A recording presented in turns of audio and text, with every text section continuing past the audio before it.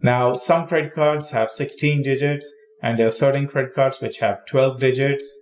I remember one of the Amex cards having 12 digits. So here, when you click, you enter the credit card number somewhere aside, and then you try to get the length.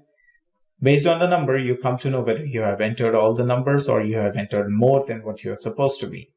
Maybe a double number. And that's the length function that helps you there. It also includes the spaces or any characters in it. Now, further, we also have another function. I'll start putting it over here, down. This would be quite convenient.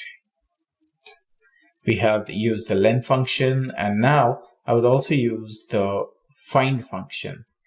And what exactly is this find function here? I say equals find text within text and start number. Now, start number is optional, so find text. What do I want to find? Let's say I want to find the MNC in this full name, Tony McGill, over here, or in this text join cell. So I'll say MC. I need to find this within this cell over here, and close bracket.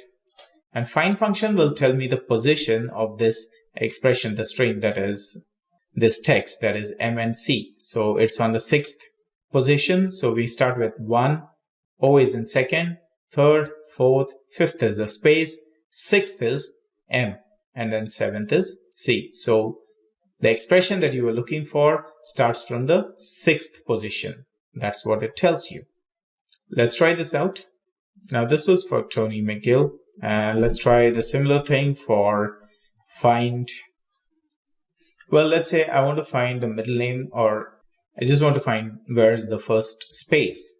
So what does it look for? It's looking for a space within what text? Over here, and close the bracket. You see, it's in the 5th position. I say John, 1, 2, 3, 4, 4 letters, and then the 5th position is a space.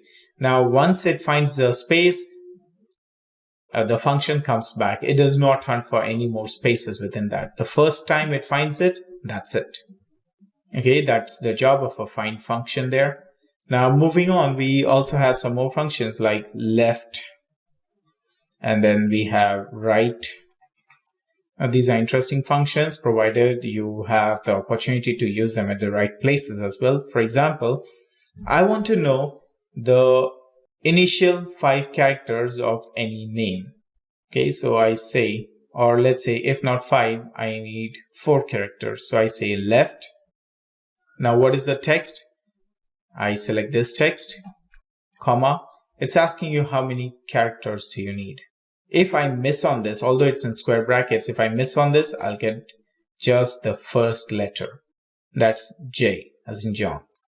So now I need the initial 4 letters. So I hit 4, and we have John over here. Let's say I hit 6. I put 6 over here. John M. That's John as 4 letters. 5th is the space, and 6th is Michael M for Michael over here. So John M is from left. It's the 6 characters. Now what if I need the characters from the right? 6 characters from the right. So I say right. From this, I need 6 characters. Hit enter, and it's Smith, S-M-I-T. So the count starts from the extreme right, H-T-I-M-S, and there's a space. Now I'm not sure if the space is included. Well, it clearly appears over here that there is some gap between the border. Well, I would want to double check. So instead of 6, I would select, let's say, 8 characters. That's working.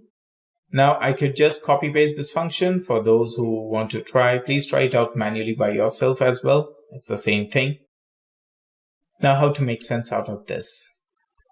Let's try another example. Here we have the length. We have worked on all of these examples over here. Let me also just introduce you to another function called as trim. Before I proceed with the trim function, I would like to have an example here. So I'll use this cell over here where we had entered 8 characters. I'll use 6 over here. So we see there is a space before the word Smith. So now if I were to use the trim function and select this text, close the bracket, and you see the space vanished. So it removes any form of space that is there. Now, can I try the same thing on the name above over here? Let's say trim, say John Michael Smith. Well, it does no difference here because we never had any space before John, neither did we have any space between Smith, neither did we have any space after Smith. So that's perfectly fine. It does not remove any space in between, but yes, if there is any space either in the beginning or at the end, Excel takes it. Excel takes it away. Now let's say I only want the first name and not the last name from this string over here. We'll focus on this using text join, and from this I only want to extract the first name and not the last name. So how do I do that? I'll try to use the combination of all of these and work it out. So first thing, I would want to find a space where within this text, I want to know the position of the space over here. It's in the 5th position. That means anything before the 5th position, I want that, correct? So I will try to encapsulate this or put this under the left function. I say left, and first it asks me from which cell do you want the left text. So I click on this, comma. How many characters do you need? Now here, the find function returns number 5. So that means John and then the space. If I were to just close this bracket, that's absolutely fine, but I see a space. There is a space which is not visible, but yes, there is. So a good idea would be when I use the find function, I know this find function returns 5, the number 5 for the space. I want all those letters before the space. So that's the initial 4 letters. So I enter -1. So if find results 5, which is the 5th position of the space, I deduct 1 from it such that the length, this 5 turns out to be number 4. It changes to number 4, and this number 4 gets replaced over here. The function gets replaced with number 4, and we have this function something like this. I hit enter, and we have John here. Now let me bring back the function here. I'll type this again. So it should be left Tony McGill. Now how many characters do I need? I don't know. There could be some short name or could be a longer name. So I say find what? A space, comma, within what text? Within this same text. And then I know whatever character I get, that's the 5th character in this case, and I only need 4 characters. So I put a -1 here. So everything before the space would be covered. Hit enter, and you have Tony here.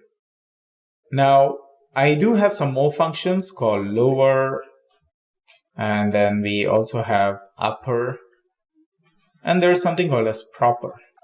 What exactly are these functions? Let's check them out.